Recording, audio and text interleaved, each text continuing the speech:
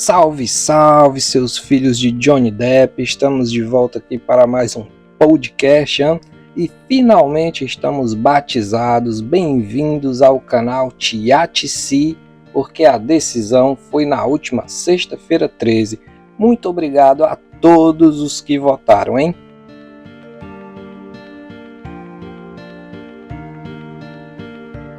E hoje estamos aqui de volta para mais um podcast, o de número 14. E aí, Tiziano, pronto para iniciarmos? Tudo pronto para mais um podcast, Thiago.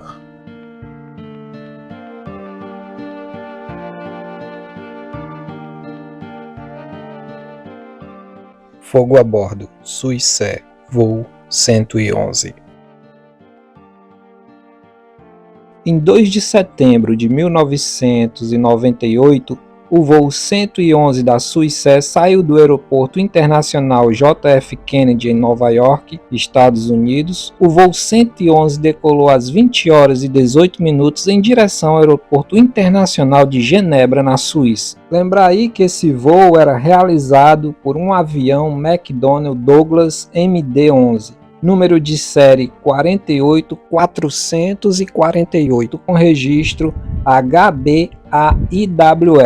A aeronave foi fabricada em 1991 e foi operada apenas pela Suicé. A aeronave acumulava um total de 36.041 horas de voo. E essa aeronave era operada com 3 motores. A aeronave contava naquela noite com 215 passageiros e 14 tripulantes. A aeronave também contava com um sistema de entretenimento a bordo, sendo a primeira companhia que permitia que os passageiros da primeira classe navegassem na web, permitindo assim que eles selecionassem seus próprios filmes e jogos, podendo assim desfrutar do jogo durante a viagem. O sistema foi instalado na classe executiva um ano antes do acidente. Entre 21 de agosto e 9 de setembro de 97. Foi instalado na primeira classe 5 meses depois de fevereiro de 98. E você vê aí, né, Tiziano, logo no início, que a companhia já estava mesmo imbuída em fazer as pessoas usarem os cartões de créditos. É aquela questão, Thiago, sempre visando o lucro, né, com o bem-estar dos passageiros, né? A questão mesmo era lucrar. Pois é, mal sabiam eles que esse entretenimento aí poderia custar muito caro, hein? Ironias do destino. Lembrar que esse voo da Suicé contava com a tripulação padrão, que consistia em um capitão, um copiloto e 11 comissárias de bordo. O piloto em comando era o comandante Zimmerman, de 50 anos. No momento do acidente, ele tinha aproximadamente 10.800 horas de voo, das quais 900 horas no MD-11. Ele também foi piloto-instrutor do mesmo modelo de aeronave. O primeiro oficial, Stephen Long, de 36 anos, teve aproximadamente 4.800 horas de voo, incluindo 230 no MD-11. Decolando às 20 horas e 18 minutos, logo vemos a aeronave em um destino rotineiro. Meia hora ao decolar, o capitão Zimmerman tem seu primeiro contato com Moncton. E o centro de Moncton entregou o voo 111 ao controle de tráfego aéreo do terminal de Halifax, a estação encarregada de controlar o tráfego de entrada e saída do aeroporto da Nova Escócia. Voando ao nível de 330, aproximadamente 33 mil pés, ou 10.100 metros, às 20 horas e 10 minutos, o capitão detectou um cheiro estranho na cabine. Achou que fosse fumaça do ar-condicionado, que poderia ser facilmente sanada apenas fechando a abertura do mesmo. 4 minutos mais tarde, o cheiro e a fumaça agora poderia ser visível. Às 22 horas e 14 minutos, o piloto declarou um pam-pam e requisitou o pouso de emergência no aeroporto internacional em Boston. Suicé 11, prossiga. Suicé 11 declarando pam-pam-pam. Temos fumaça na cabine.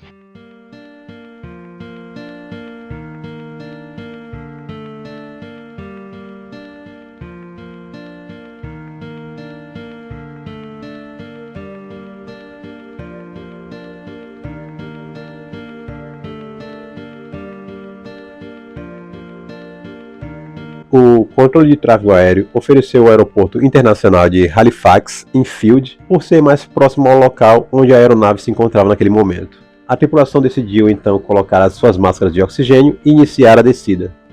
E essa tranquilidade, falta de agilidade, sei lá, é meio questionável mesmo. Declarar pam-pam, cara, Pampam é um pré-Mayday, tinha que declarar logo Mayday e pousar imediatamente essa aeronave, cara. Ninguém brinca com fogo. Aí dá pra entrar aquele ditado antigo, viu? Brincaram com fogo. É aquela questão, né, de confiança excessiva. A pessoa acha que, eu vou dar conta disso aqui, quando vê que não, o circo pegou fogo, né? Pois é, cara. Infelizmente aí... Eu acho que é do ser humano mesmo, Thiago, porque às vezes a gente, até rotineiramente na vida da gente, a gente vê uma situação parecida e a gente diz, amanhã eu conserto, amanhã eu faço, daqui a pouco, e acaba adiando, quando vê que não, a casa pegou fogo e aí a gente fica pensando, por que eu não resolvi logo? História da pequena rachadura, né? Quando ela se torna grande, um dia ela já foi pequena. Um dia a casa cai. Um dia cai mesmo. Às 22h20, o primeiro oficial informou que precisaria despejar combustível para realizar um pouso com mais segurança. O controle de tráfego aéreo informou que o lugar mais seguro para se fazer esse procedimento seria no Oceano Atlântico. O capitão aceitou e assim se dirigiu ao sul do Atlântico. É o que realmente deixa a gente pensando, se o avião despejar combustível sobre as cabeças da gente que está aqui embaixo, era um problema grande. Era um problema grande e realmente faz sentido. O avião, cara, são muitas toneladas de combustível dentro do avião. Para ele subir, beleza, mas para pousar poderia complicar. Até aí a gente entende só, cara, que eles estavam em meio a uma emergência, tá ligado? E eu acho que nessa hora ainda, às 22h20, eles ainda não tinham ciência do tamanho da gravidade, né? Exatamente. Roger, we are turning left and in that case we are descending at the time only to 10,000 feet to dump the fuel. Okay, maintain 10,000. I'll advise you when you're over water. It'll be very shortly. Roger. Do we see the emergency checklist for air conditioning smoke? Swiss Air 111, say again, please. Sorry, it was not for you, Swiss Air 111, it was internally, it was my fault. Sorry about it. Okay. We'll be staying within about 35, 40 miles of the airport if you have to get to the airport in a hurry.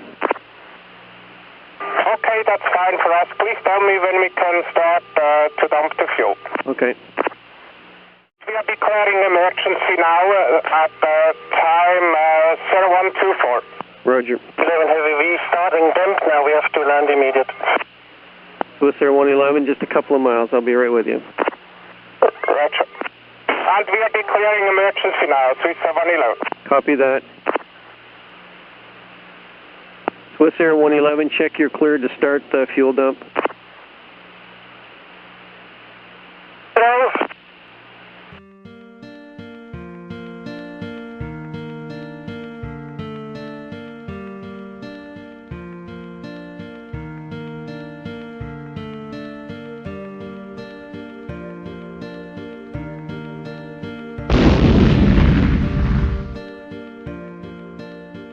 Precisamente às 22h25, toda a comunicação cessou, inclusive as próprias gravações, assim como os cabos eletrônicos necessários para as comunicações e respostas da aeronave. O gravador de dados do voo da aeronave parou de operar às 22h25 e 40 segundos, seguido segundo depois o gravador de voz da cabine. Às 22h31 e 18 segundos, a aeronave atingiu o oceano a uma velocidade estimada de 345 milhas por hora, ou 555 km por hora, atingindo assim as águas do Oceano Atlântico. A colisão com a água desacelerou a aeronave em aproximadamente 350 G da costa de Peters Cove, matando todas as 229 pessoas a bordo.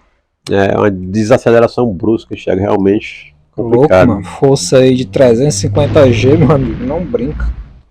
No dia seguinte, logo puderam ver os primeiros destroços e o único corpo intacto, né? Essa desaceleração acabou meio que trucidando todo mundo. O avião se desfragmentou. Bem, a causa do desastre era óbvia, o fogo. E em pouco tempo puderam perceber que o sistema de entretenimento tinha sido o gatilho de tudo, mas não explicava a causa do porquê tanta rapidez na propagação do fogo que saiu de um breve mau cheiro a um incêndio incontrolável em poucos minutos.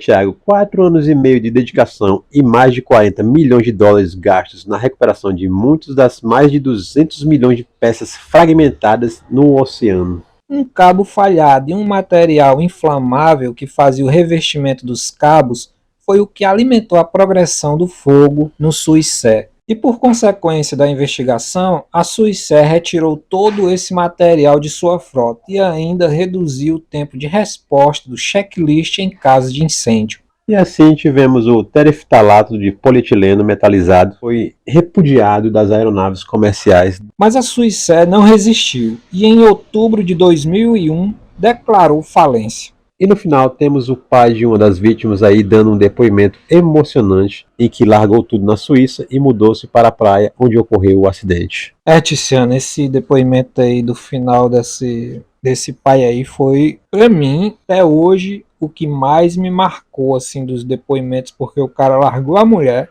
largou tudo que tinha lá na Suíça e se mudou para a costa de onde ocorreu o acidente, tudo para tentar ficar mais próximo à filha, montando lá um restaurantezinho pequeno lá. Ficar próximo dos últimos momentos da sua filha, né? É complicado mesmo.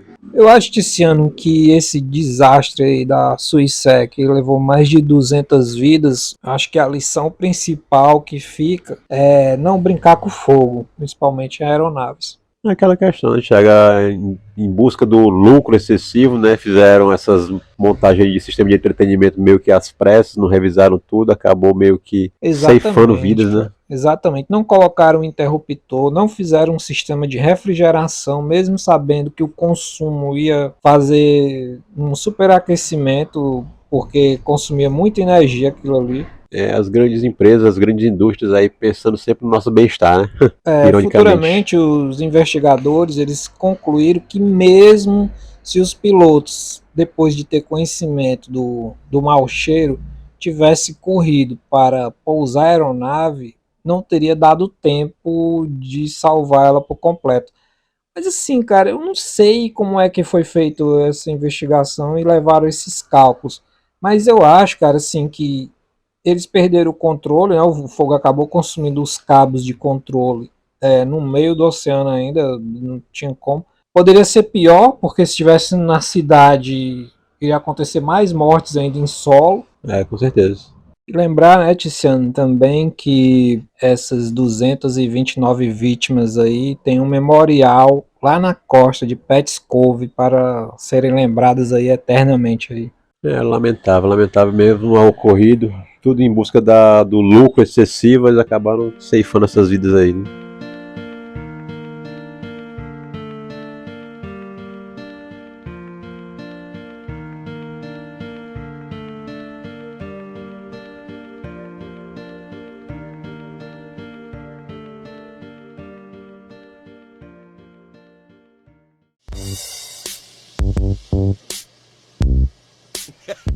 Thiago, tu viu aí que agora nessa semana, terça-feira agora, foi montada aí a casa de vidro, né, do Big Brother.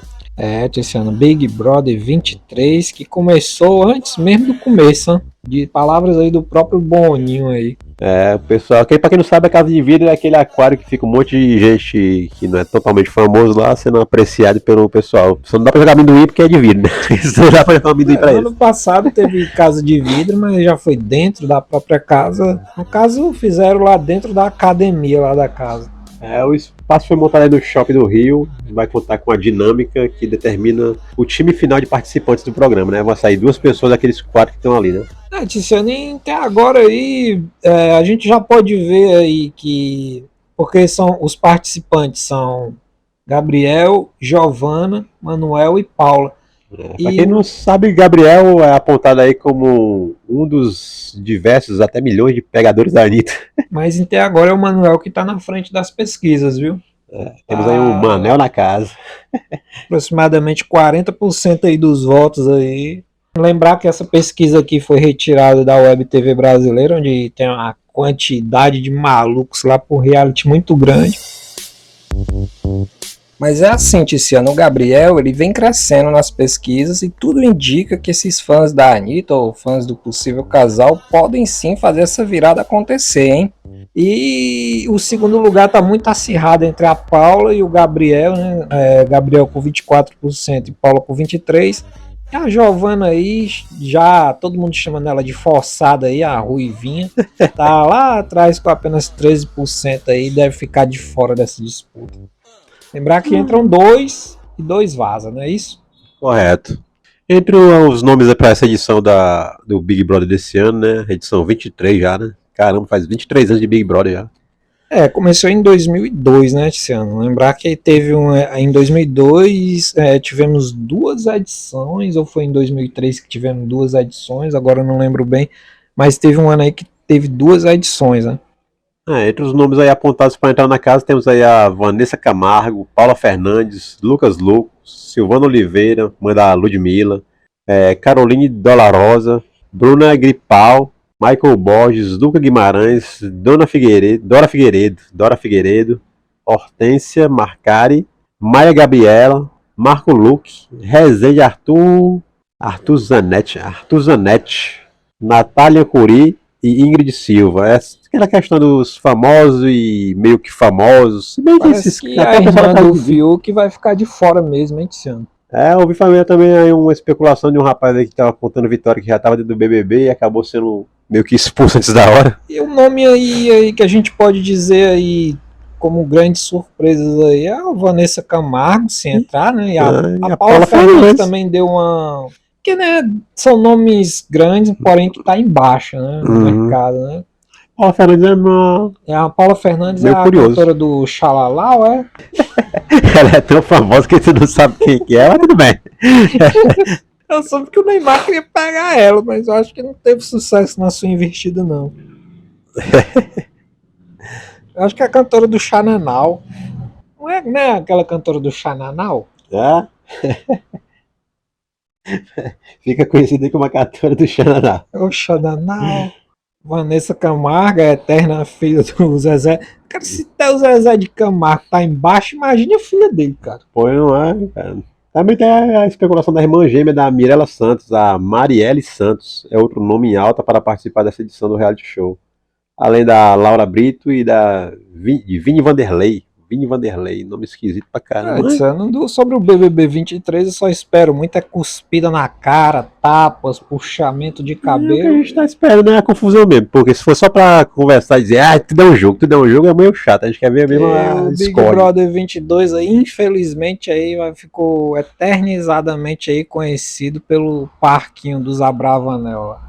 Pois é, sinceramente a última edição eu achei muito chato. Eu espero que essa edição agora tenha a mão nos olhos, dedada nos ouvidos, essas coisas assim do fight mesmo, que a gente quer ver isso, quer ver briga, quer ver sangue. E outra coisa, esses nomes aí que você acabou de falar, que tudo indica pode entrar, mas há fontes de que isso aí é só um blefe do Boninho, até porque a situação lá no Projac não é boa mesmo, tá quebrado, hein? E tem mais, há rumores de que um patrocínio master pode cair, hein? Se liguem aí. É isso aí, vamos esperar.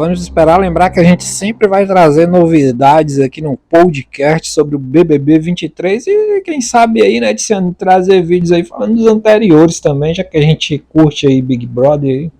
A dinâmica aí vai seguir a mesma formação, né? A formação do paredão nos domingos, a eliminação nas terças-feiras, prova de anjo, castigo do monstro, Big Fone, paredão falso. Faz parte aí do cardápio do BBB 23. É isso aí. Ele vai aos domingos depois do Fantástico e segunda-feira e sábado depois da novela Travessia. Segunda-feira é o jogo da discórdia lá.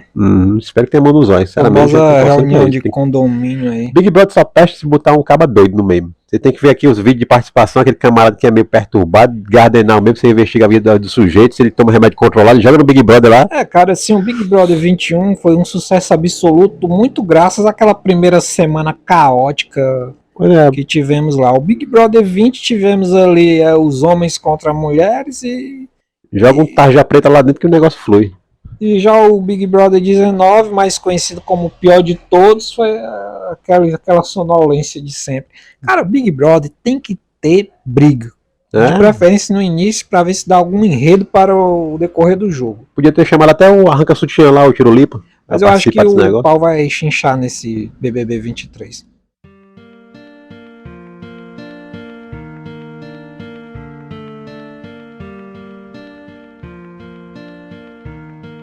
Voando às cegas. Em 2 de outubro de 1996, o voo Aeroperu 603 saiu de Miami, nos Estados Unidos, com destino a Santiago, no Chile, com escala em Lima, no Peru. A aeronave envolvida era um bireator Boeing 757-A200, número de série 25489, fabricado em novembro de 1992. Esse B757A23A, de prefixo N52AW, caiu, matando todas as 70 pessoas a bordo. E esse acidente aqui, Tiziano, é mais um daqueles que entram no rol do fator humano. Em 2 de outubro de 1996, logo após levantar voo, a tripulação observou os instrumentos básicos de voo apresentavam um comportamento errático e relataram o recebimento de mensagens contraditórias do computador a bordo, tais como proporção do leme, stall, excesso de velocidade e a proximidade do solo. Em seguida, declarou a emergência e pediu um retorno imediato para Lima. Confrontado com a falta de instrumentos de voo e advertências contraditórias constantes do computador de voo, alguns válidos e outros não, e acreditando que eles estavam em altitude segura, o piloto Eric Schreiber, de 58 anos, piloto veterano que tinha quase 22 mil horas de voo, e o primeiro oficial David Fernandes, de 42 anos, que tinha 8 mil horas de voo, decidiram retornar a Lima. Como era noite e sobrevoavam o Oceano Pacífico, não havia referências visuais, enquanto o altímetro de altitude indicava aproximadamente 9.700 pés, 2.960 metros, a altitude real era muito menor. O controlador de tráfego aéreo instruiu uma tripulação de outra aeronave, um Boeing 707, para decolar e ajudar a guiar o Boeing 757 de volta ao solo. Mas antes que pudessem decolar, o 757 bateu a ponta da asa na água, cerca de 25 minutos após a declaração da emergência. Os pilotos lutaram com os controles e conseguiram ganhar altitude novamente por 17 segundos. Too low terrain. Too low terrain. Too low terrain. Too low terrain. Too low terrain. Too low terrain. Too low terrain. Too low terrain. Estamos impactando en agua. Dale, Merida. Too low terrain. Too low terrain. Too low terrain. Too low terrain. Too low terrain. Too low terrain. Nos vamos a invertir.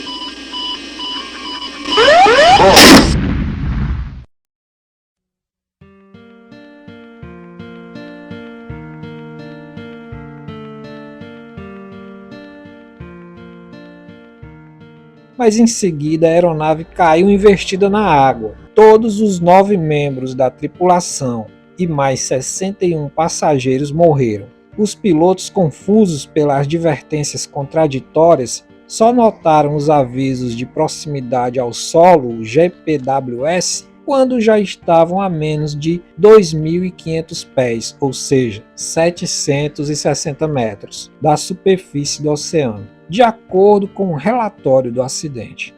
Foi um acidente que por muito pouco não foi evitado, mas cara, aqui, beleza, de noite não tem como ver o horizonte, né? Tudo escuro, ó, alarme de velocidade errado, altitude errado.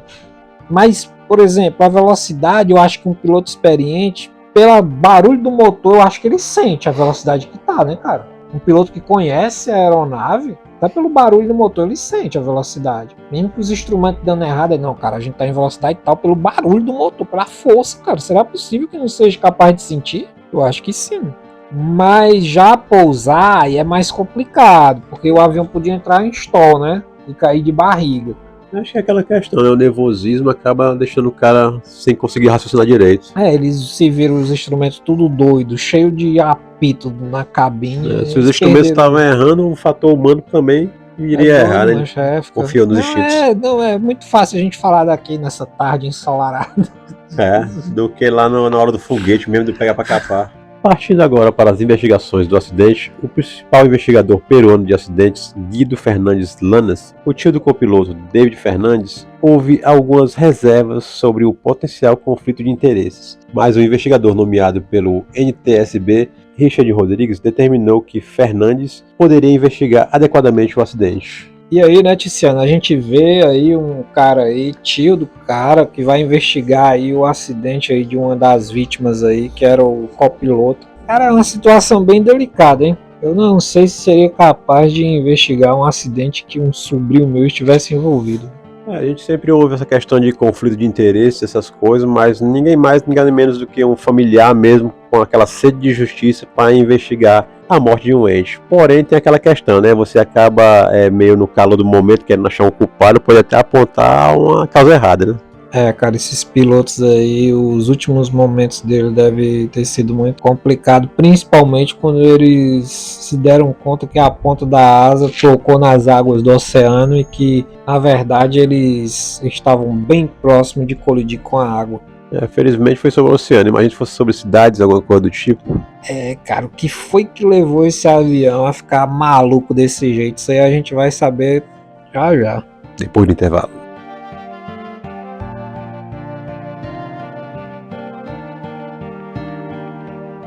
As Forças Armadas do Peru recolheu os destroços flutuantes depois que as autoridades peruanas pediram ajuda à Marinha dos Estados Unidos, que forneceu equipamento para localizar os destroços submersos e as caixas pretas da aeronave. O Ministério do Transporte e das Comunicações da Direção-Geral dos Transportes Aéreos, DGAT do Peru, concluiu que o relatório final e a fita adesiva havia sido esquecida, obstruindo os 3 tubos do piton na parte inferior da fuselagem, depois de realizada uma limpeza da aeronave, levando às indicações erráticas dos medidores de velocidade. O funcionário Eleutério Chacaliasa havia esquecido de remover as fitas adesivas depois da limpeza. Infelizmente, erro humano, né? Mas como eu estava falando contigo antes das gravações, né, aqui nos bastidores, cara, foi falta de check-in, cara. Claro que a gente sabe aí, nessas investigações, que o supervisor dele estava doente, não foi trabalhar nesse dia. Parece que outro funcionário também aconteceu alguma coisa aí, não deu. E o piloto, o capitão da aeronave, que sempre faz a vistoria também da aeronave, também não conseguiu enxergar esse adesivo. Só que o piloto ainda tem um atenuante aí dele aí, que assim, né, o adesivo ficava na parte de cima da aeronave, então era bem complicado para ele ver na vistoria. Caramba, realmente foram todos os indicativos para que o acidente ocorresse mesmo. Realmente foram várias pessoas ficando doentes, vários atenuantes mesmo que favoreceram esse fatídico acidente. Os tubos de piton são vitais para a operação de praticamente todos os instrumentos de voo de uma aeronave, que fornecem dados aerodinâmicos básicos, tais como velocidade aérea, altitude e velocidade vertical, não só para os pilotos, mas também para os computadores da aeronave, que fornecem funções adicionais, tais como avisos de que se aproxime de níveis perigosos. O bloqueio desses dispositivos é um dos poucos modos comuns de falha que resultam em falha total de vários instrumentos de voo básicos, como é tal considerado como uma das falhas mais graves que podem ocorrer dentro dos sistemas da aviação. O projeto da aeronave não previu um sistema de tampas de manutenção para os tubos. Tais tampas são comumente empregadas na aviação para bloquear o acesso a componentes críticos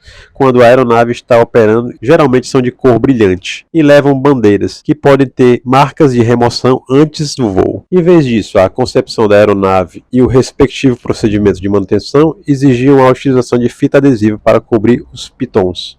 Tiziano, e como resultado, os instrumentos de voo básicos transmitiram dados falsos de velocidade e altitude. Como a falha não estava em nenhum dos instrumentos, mas sim no sistema de apoio ao voo, comprometeu assim a redundância das informações, causando dados errôneos do altímetro, que também foram transmitidos ao controle de tráfego aéreo em Lima, que estava tentando fornecer aos pilotos dados de voo. Isto conduziu a confusão extrema na cabine, porque os pilotos receavam que alguns dados /altitude poderiam correlacionar corretamente com os dados do altímetro, quando os outros dados fornecidos pelo controle de tráfego aéreo não concordaram.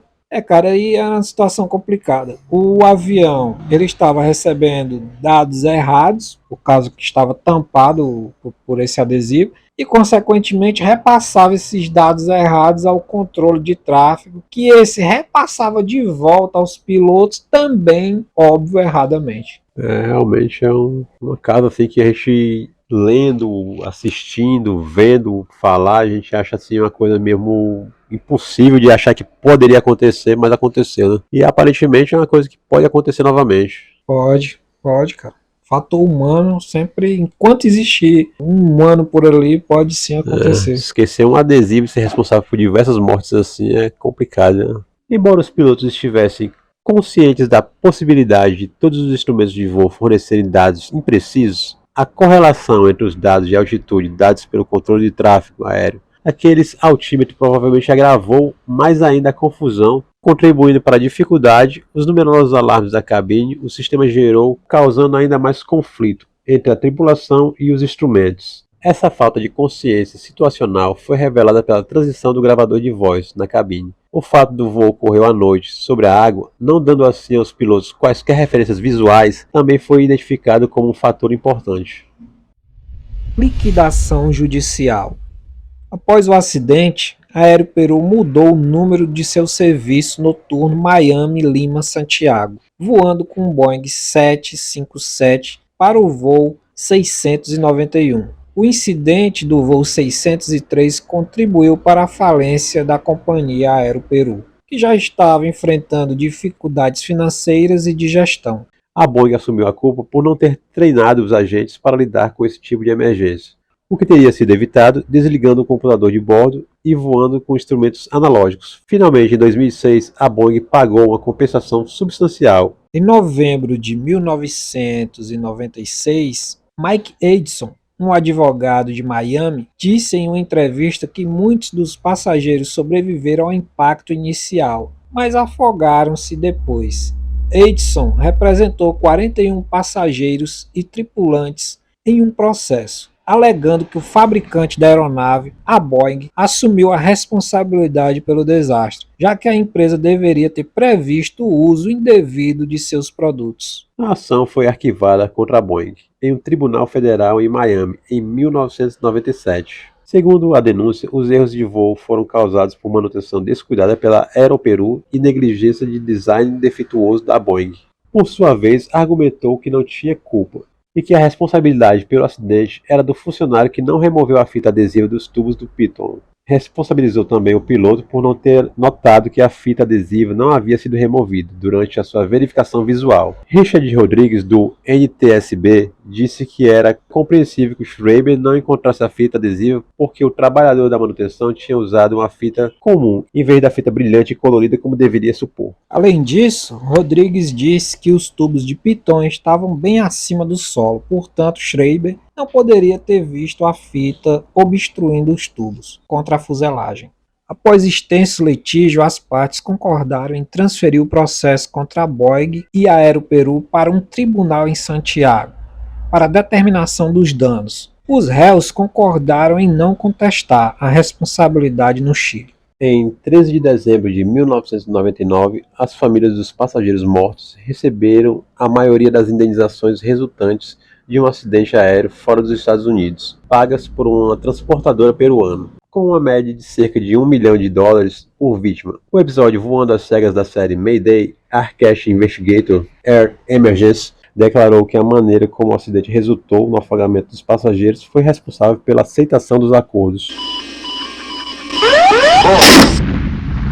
Chacaliasa foi condenado no Peru por homicídio negligente, mas nenhum outro funcionário da Aeroperu foi condenado. Guido Fernandes criticou a decisão, argumentando que Chacaliasa era relativamente sem instrução. O acidente foi apresentado no episódio Voando às Cegas de Mayday e também foi reapresentado no especial do Mayday. Quem está pilotando a aeronave? Tiziane, que lamentável, hein? 70 pessoas perderem suas vidas por um adesivo de, sei lá, 5 centavos. Tiago, a gente vê aí a questão da. Até praticamente eles acabam até meio que afirmando que o funcionário em si não tinha muita instrução para fazer aquele serviço. E para que contratou o cara? Pois Cara? é, cara, logo mais cedo eu até tinha dito, pô, esse funcionário ele deve ter conhecimento. Pois é, no texto que a gente acabou de ler ficou claro que ele não tinha conhecimento. Dá aquela impressão que você pega o cara que é um mecânico de automóveis e bota para remendar um avião. Cara, não tem como. Não é a velho, mesma coisa. E o Aí você supervisor faltou por motivo de doença. Não, cara. Não é aquela questão, cara. O supervisor falta, não tem alguém que fique no lugar do supervisor para verificar. Aí quer dizer que se faltou um, não tem outro para substituir ali. Lembrar Então, também que lidando com vidas humanas, né? na investigação ficou claro que a aeronave poderia ter o sistema de computação desligado e os pilotos poderiam pilotar a aeronave de modo analógico. É a falta do treinamento mesmo. Essa questão da falta de treinamento ficou muito bem clara, mas é aquela velha história. Eu acho que isso nunca vai acontecer. E quando acontece, por que eu não me preparei para isso? Pilotos assim, né, sendo confundido por diversos alarmes errôneos, misturou aí por ser noite, porque se tivesse sido dia, eles teriam tido alguma chance. Dá para se orientar melhor. Parece que é todos os fatores que contribuíram para que esse acidente acontecesse, né?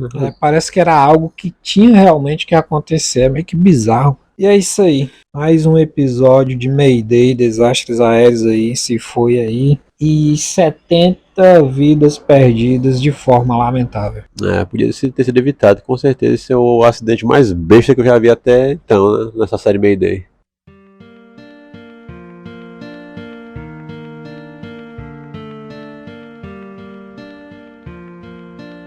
Thiago, pegando essa linha de acontecimentos reais, a gente vai ter agora no dia 25 de janeiro a estreia do Todo Dia, a Mesma Noite, a minissérie baseada no livro, mas o cara bater, baseada aí no livro homônimo de Daniela Arbex, que tem a grande responsabilidade de contar a história inspirada no fato real da destruição das vidas na Boate Kiss, né, que chocou o nosso país, que deixou 242 vítimas, 636 feridos. Em 2023, o episódio que chocou o país completou 10 anos e as famílias ainda estão envolvidas em lutas até hoje. Brasil, né? Lutas judiciais vão praticamente pro resto da vida. Lembrar aí o incêndio aí na Boate Kiss, foi uma tragédia que matou 242 pessoas aí, como tu acabou de falar, e feriu 636 outras na Boate Kiss, localizada na cidade de Santa Maria, no estado brasileiro do Rio Grande do Sul, em 27 de janeiro de 2013. E lembrar, Tiziano, que eu acompanhei essa tragédia aí de forma online na época pelo Facebook, pois eu tinha grupos que tinha pessoas lá no instante desse acidente, inclusive eu mesmo tirei um dos prints de uma garota pedindo socorro. E muitos pensavam ser brincadeira, porque era muito normal, tá ligado? Esse lance de brincar em boate. É complicado demais a gente ver essa questão da pessoa usar a internet com esse tipo de brincadeira. É aquela questão, olha o lobo, e quando o lobo chega, você vai pedir socorro e a pessoa acha que é só uma brincadeira. Tanto é que quando a menina pediu socorro, até esqueci o nome dela, mas vou colocar aqui na tela, de novo, os outros comentários que vieram a seguir era tudo, socorro de quê? É lamentável mesmo, o fato mesmo que chocou o Brasil. Quando eu só vim realmente perceber do que estava acontecendo pela madrugada e eu não consegui dormir mais. Foi algo que praticamente tomou o mês todo, a semana toda de comentários, vídeos. A gente acabou meio que vivenciando aos poucos a dor de cada família. A gente acabou de gravar aí o triste episódio aí do Aeroperô, do desastre aí da aeronave, e a gente, numa parte lá, comentou que era como um desastre que parecia que estava escrito realmente para acontecer. O mesmo caso dessa Boate Kiss, se bem que a Boate Kiss foi relacionada com fogo, já relacionada ao terceiro episódio de Mayday esse ano, que foi fogo a bordo lá do voo Suicé. Eu tô realmente ansioso para assistir essa produção nacional da Netflix aí, saber como é que foi feito, se realmente vai retratar fielmente os acontecimentos. Que a gente, pelo menos nas reportagens que a gente acompanhou, a gente vê que a projeção daquela boate era muito mal feita mesmo. Entrava um teto altamente inflamável. Aham, até as E maneiras de tóxico sair. também, e tóxico também. A maneira de sair, aquele zigue-zague todo de sair na hora de um vexame daquele ali, não tinha como. Muita gente morreu pisoteada, muita gente. Lembrar que a maioria absoluta morreu por intoxicação e não pelo fogo em si. É, porque como eu te falando, aquele zigue-zague para sair, a pessoa ficou todo mundo imprensada e acabou sendo intoxicada. Eu lembro que as pessoas até derrubavam as paredes da boate para poder tirar alguns sobreviventes de dentro. É questão mesmo, a falta de saída de emergência. Thiago, é lamentável aí o ocorrido por falta mesmo de saída de emergência. Essa questão mesmo de ter o espaço e o pessoal só se preocupar com lucros, é o que a gente acabou de falar aí no último episódio de Mayday também, né? Aquela questão da pessoa só visar o lucro, não visar a segurança, que foi aquele caso do acontecimento lá do sistema de entretenimento na aeronave que acabou provocando um acidente. Da Suíça. E a gente vê aí o caso também na boate, eles acabaram conseguindo um espaço para juntar gente, não se preocuparam em sair de emergência, fizeram um zigue-zague grande com corda de isolamento lá na hora de sair. E lembrar, né, Tiziano, teve sua origem com sinalizadores da banda que tocava na época. É uma grande ironia mesmo do destino. Vídeos, inclusive, que viralizaram na época, hein? Se não me engano, aí na questão da Boate Kiss, a Gurizada Fandangueira, né, que era a banda que ia tocar e acabou usando o show pirotécnico que acabou resultando no acidente. Alguns deles foram indiciados aí, estão respondendo criminalmente pelo acidente. Sim, a gente teve um julgamento aí há cerca de uns 2 anos atrás, ou 1 ano e meio atrás aí, aproximadamente. É aquela questão da falta de noção, você vê que o espaço é pequeno. Você não presta nem atenção na questão do forro, se é o forro de PVC, se é de gesso.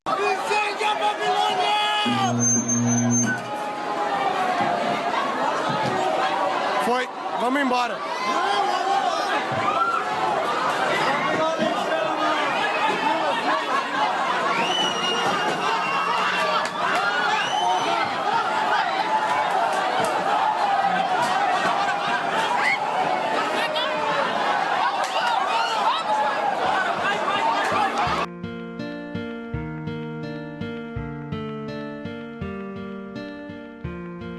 É ironia mesmo, aquela O questão lamentável aí foi não conseguirem fazer a evacuação, cara, assim, tudo trancado com o cadeado e foi muito bizarro, cara. Aí. É a questão mesmo de se preocupar só com o lucro, não vou deixar ninguém sair sem pagar. O segurança tinha que estar ali na porta, velho. Eu acho até que já tinha pago quem tava lá dentro. Não, é a questão da consumação, né? Você sair sem pagar as bebidas, essas coisas.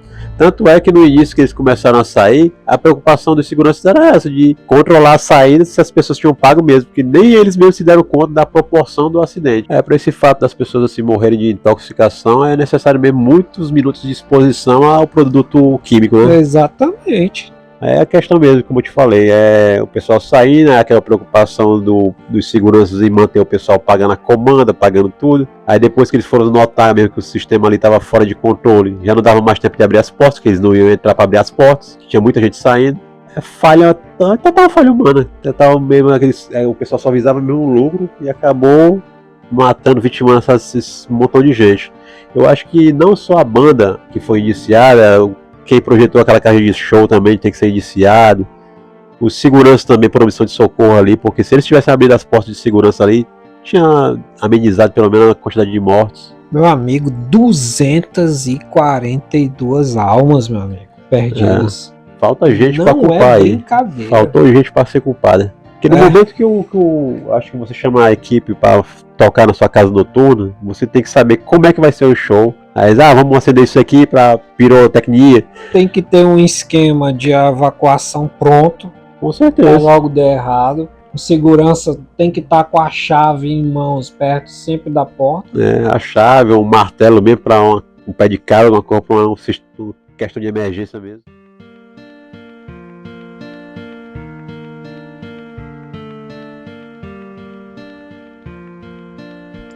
E aqui, Tiziano, nessa maquete virtual, podemos ilustrar bem o que aconteceu naquela tenebrosa noite na Boate Kiss.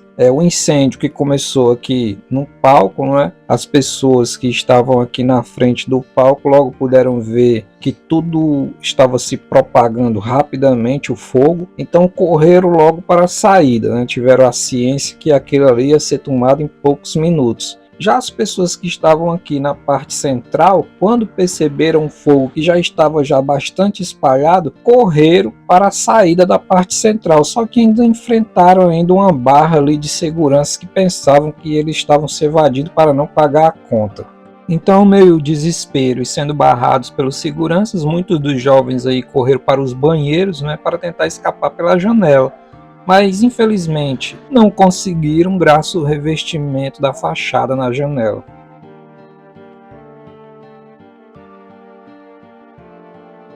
Mas esse tipo de acidente, Tiziano, eu acredito, né? Porque eu também posso até ser inocente falando isso, mas eu acredito que esse tipo de acidente é um acidente que provavelmente, dificilmente se repetirá.